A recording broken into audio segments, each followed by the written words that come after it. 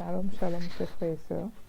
Bienvenue à la lecture de la Rhapsodie du mercredi 10 février 2021. Rhapsodie par le pasteur Christoya Kilomé et lue par les vérités de l'Évangile. Le thème d'aujourd'hui est imperméable à la maladie. Et le verset d'ouverture est de Romains 8, verset 11. Et si l'esprit de celui qui a ressuscité Jésus d'entre les morts habite en vous, celui qui a ressuscité Christ d'entre les morts rendra aussi la vie à vos corps mortels par son esprit qui habite en vous. Le pasteur explique, il dit, lorsque nous disons que nous sommes chrétiens, nous ne sommes pas juste en train de dire que nous adorons Dieu par Jésus-Christ. Dans Jean 15, verset 5, Jésus a dit, je suis le sceptre, vous êtes les sarments. Je suis en vous et vous êtes en moi. C'est une habitation mutuelle. Ceci est réel pour Dieu et ça doit être réel pour vous. Vous n'êtes pas une personne ordinaire. La vie que vous avez reçue lorsque vous êtes né de nouveau et avez reçu le Saint-Esprit dans votre cœur ne peut pas être détruite par la maladie, les maux et l'infirmité. Il y a des années, j'ai enseigné sur un sujet très important, l'impact du Saint-Esprit sur le corps humain. Le corps humain est impacté par la présence du Saint-Esprit. Lorsque vous avez le Saint-Esprit en vous, votre corps est littéralement affecté. Colossiens 1, verset 27 dit « Christ en vous, l'espérance de la gloire ». Puis Romains 8, verset 10 nous montre l'implication de Christ en vous. Et il dit « Et si Christ est en vous, bien que votre corps soit mort à cause du péché, l'Esprit lui donne la vie à cause de la justice. » Il veut que vous compreniez que Christ en vous n'est pas une déclaration religieuse. Ce n'est pas une déclaration insensée. Maintenant que Christ est en vous, votre corps ne fonctionne pas par votre sang, plutôt, mais il est revigoré par l'Esprit. C'est ce qui vous rend immortel. Vous êtes imperméable à la maladie, aux maux et à l'infirmité.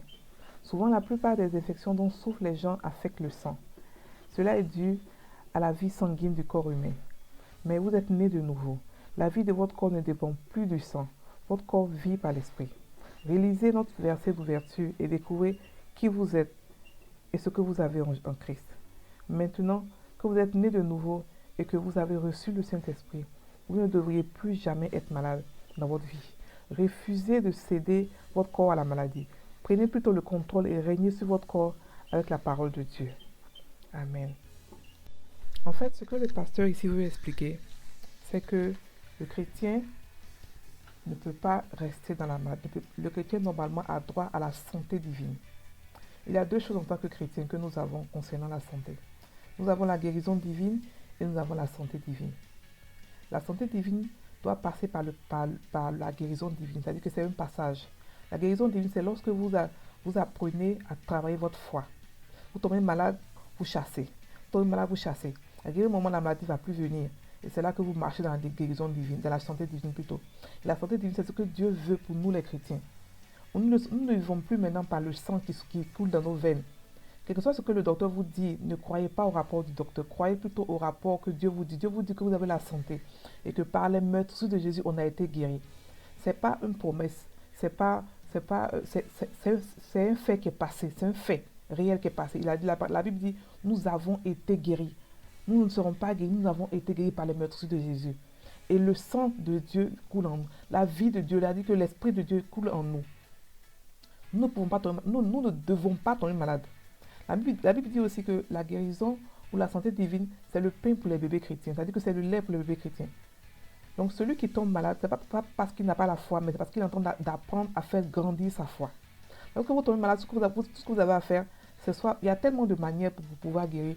Soit prier en langue, soit confesser la parole de vous sur vous, soit prophétiser sur vous, soit chasser la maladie. Il y a plusieurs, ou même faire une prière d'accord avec quelqu'un, mais faire une prière de foi. Dieu nous a mis à notre disposition plusieurs manières de pouvoir avoir ce dont nous avons besoin, de pouvoir vivre une vie de gloire dans ce monde, une vie de piété. Donc, mes frères et sœurs, parce que vous tombez malade, n'ayez pas peur. Chassez la maladie. Parce que votre objectif, c'est de vivre dans la santé divine, qui est votre héritage. Donc, vous continuez à confesser, continuez à mettre la parole de Dieu sur la santé, continuez à être dans la parole, et vous verrez que la maladie va disparaître. C'est juste le diable qui vient nous faire peur un peu, c'est tout. Sinon, la maladie, ce n'est qu'un mirage. Ce n'est qu'un mirage. Donc, lorsque vous tombez malade maintenant, n'ayez pas peur. Sachez que Christ est en vous. Christ est en vous. Celui qui est en vous est plus grand que celui qui est dans ce monde. Donc vous ne pouvez pas tomber malade. La maladie ne peut pas vous effrayer. Ne peut pas vous effrayer. Ça peut peut-être un peu vous influencer, vous effrayer, ça, mais ça ne doit pas rester dans votre corps. Celui qui tombe malade aujourd'hui et qui résiste, qui demeure dans la maladie, c'est un choix. Vous ne devez pas choisir de ne pas tomber malade. Choisissez de chasser la maladie de votre corps. Même un petit mot de tête, vous le chassez. Parce que vous avez Christ en vous. Vous avez l'Esprit de Dieu, la puissance de Dieu en vous. Voilà. Donc, et la foi est progressive. La foi, pas tout le monde n'a pas le même niveau de foi. Il y a des personnes qui sont malades, qui sont chrétiens, mais qui vont prendre des médicaments. Ne les jugez pas. Parce que c'est leur niveau de foi. Et la foi, ça doit se grandir. C'est pas une foi. La foi a été, nous a été donnée dans une mesure. On doit la faire grandir. Et lorsqu'on la fait grandir, on a aussi des passages obligés de maladies et tout ça. Mais vous pouvez la chasser. Vous avez le pouvoir sur la maladie. La Bible dit que nous sommes plus que vainqueurs en tout. En tout, nous sommes plus que vainqueurs. Donc la maladie ne peut pas vous rester, vous faire couler, vous rester couler au lit. Non. Chasser la maladie. Comme je vous ai dit, on a plusieurs manières de chasser la maladie. Par votre parole, par la méditation de la parole de Dieu. Si vous trouvez dans la Bible une parole qui parle de la maladie, vous la méditez. Vous la méditez. Et vous allez voir que la maladie va partir. Vous confessez la parole, vous proclamez, vous prophétisez sur vous. Et la maladie va partir. Ce n'est qu'un mirage, mes frères. Ce n'est pas peur de la maladie. Chassez-la et elle fuira loin de vous. La Bible dit chasser le diable, il fuira loin de vous. Chassez la maladie, travaillez la maladie, faites-la partir, refusez d'être malade. N'acceptez pas la maladie dans votre corps. Parce que la maladie vous paralyse et ça fait que vous ne pouvez pas accomplir la mission pour laquelle vous êtes né. Nous sommes tous nés pour une mission. Personne n'est né au hasard, personne n'est né comme ça dans le vide. Nous sommes tous nés pour une mission. Donc la maladie ne peut pas vous paralyser. N'acceptez pas de tomber malade. N'acceptez pas jamais de tomber malade. Refusez la maladie et confessez que vous avez l'Esprit de Dieu, vous avez la santé divine. Voilà. Donc je vous ai expliqué la différence. Donc faites ça comme ça. Voilà. Donc allons dans la confession.